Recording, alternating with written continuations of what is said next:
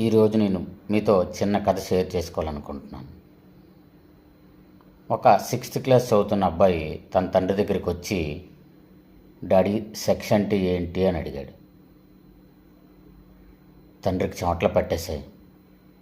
ఏం చెప్పాలో అర్థం కాలేదు. చెప్పకపోతే ఏమవుతుందో, చెప్పాల్సి వస్తే ఏం చెప్పాలో అని సందిగ్ధంలో పడ్డారు.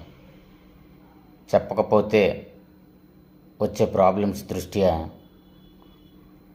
చెప్పడానికి ట్రై చేశారు. తనకు తోచిన విధంగా కొంత వివరణ ఇచ్చాడు. ఇదంతా విన్న అబ్బాయి వెంటనే, డాడీ మా సార్ ఇచ్చిన అప్లికేషన్ ఫామ్లో ఇదంతా రాయడానికి ప్లేస్ లేదు, ఏం చెయ్యాలి డాడీ అన్నాడు. వెంటనే తండ్రి షాక్ గురయ్యాడు. సో దీన్ని బట్టి మనం తెలుసుకోవాల్సింది ఏంటంటే, ఎదుటివారు ఏం అడుగుతున్నారో అనే దానికంటే ఎందుకు అడుగుతున్నారో తెలుసుకోవాలి.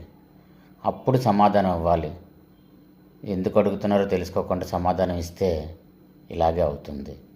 అది తల్లిదండ్రులైనా టీచర్లైనా.